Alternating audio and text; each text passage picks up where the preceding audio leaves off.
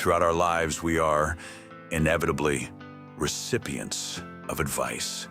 Some of it is sought out, however much is not wanted. It comes with the territory of being surrounded by others who observe, interpret, and react to our actions and choices. Sometimes, advice arrives like a gentle breeze, a suggestion offered with care, lightly held, and easy to accept or ignore. Other times, it barrels in with the force of a storm, laden with certainty, urgency, and the unspoken implication that you are somehow missing the mark. To be on the receiving end of bad advice is to stand at the crossroads of another's assumptions and your own reality. It is to hear again and again voices that tell you how you might be better, happier, more fulfilled, if only you would do things differently. What those voices often fail to recognize is that the landscape of your life is uniquely your own, shaped by your own experiences, values, and wounds invisible to the casual observer. Those who offer you guidance may, with the best intentions, misread the map entirely. From childhood onward, our lives are surrounded by commentary. Parents, teachers, relatives, friends, and in adulthood, colleagues, acquaintances, and even strangers on the internet weigh in. They offer opinions on what we wear, what we eat, how we spend our time, and where we seek meaning. They advise us on our careers. You should be a doctor. It's stable. On our relationships. Why don't you try being more outgoing? Even on our dreams. Maybe you should stick to something more practical. Much of this advice is generic, recycled across generations and circumstances. Sometimes it is rooted in genuine affection or the desire to save us from pain. But often, it is dispensed without knowledge of the particulars of our lives, or even a clear understanding of the challenges we face. Advice, in this sense, becomes less a tool for understanding and more a projection of the giver's own anxieties, regrets, or cultural scripts. Consider, for example, the person who tells a recent college graduate, "Just follow your passion and the money will come." On its surface, this statement is meant to inspire, but it ignores the complexities of economic reality and the ways in which systemic barriers, personal responsibilities, and sheer luck factor into career paths. For someone burdened with debt or navigating a competitive job market, such advice may come across as naive at best, dismissive at worst.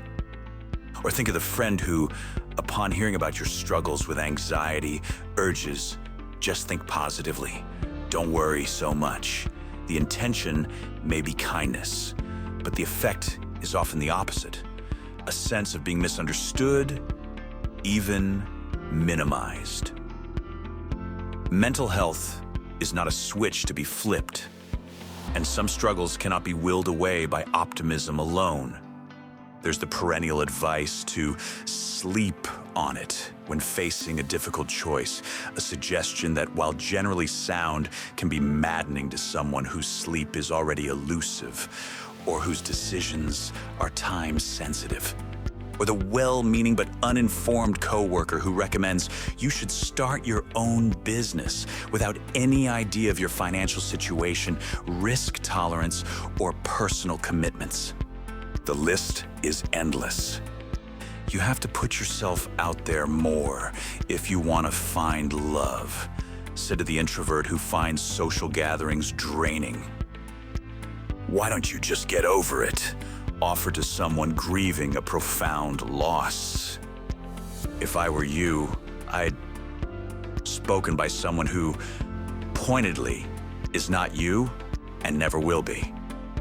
Why is bad advice so common?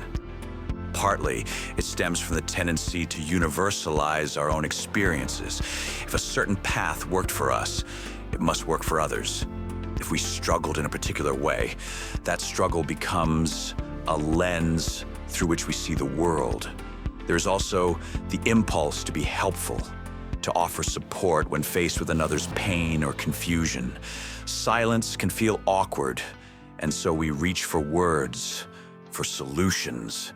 Yet, there's often a more subtle dynamic at play, the desire to reaffirm our own choices by convincing others to follow them. Advice can become a mirror, reflecting back our values and biases, even as we project them onto someone else's life. It is important to note that bad advice is rarely given with malice. Those who offer it may genuinely hope to help, to connect, to spare us from hardship. They may not realize that their words, however well-intentioned, can land with the dull thud of irrelevance, or even the sting of judgment. To receive bad advice is frequently to feel unseen. It is to sense that the complexity of your circumstances has not been understood, that your struggles have been oversimplified. The experience can range from mildly irritating to deeply disheartening. Over time, constant exposure to unformed advice can erode one's confidence. If, again and again, others imply that your way is the wrong way, you may begin to doubt yourself. Yet, it can also foster an inner resilience, the recognition that ultimately you are the best expert on your own life. You learn to sift through the noise, to accept what is useful, and discard what is not. Despite its shortcomings, advice is often an expression of care. The person offering counsel may be reaching for connection, striving to share hard-won lessons, or to prevent you from making the mistakes they once made. There is grace in recognizing this.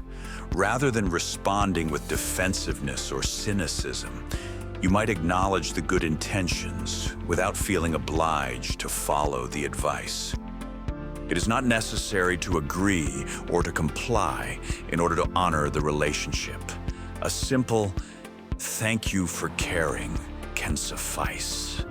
One of the quiet skills of adulthood is learning to discern between advice that serves you and advice that does not. This means considering the source. Does this person know you well? Do they have experience in the area on which they are advising? Are they speaking from curiosity or from certainty? It also means tuning into your own intuition. Does it respect my autonomy, or does it seek to override it?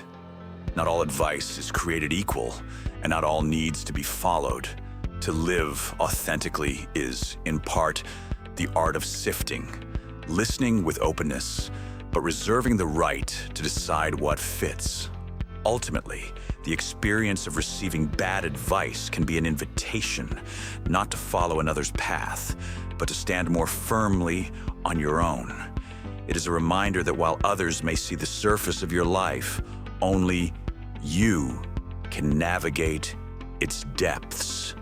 Their guidance, however well meant, is filtered through the lens of their own experience and may not suit the particular contours of yours.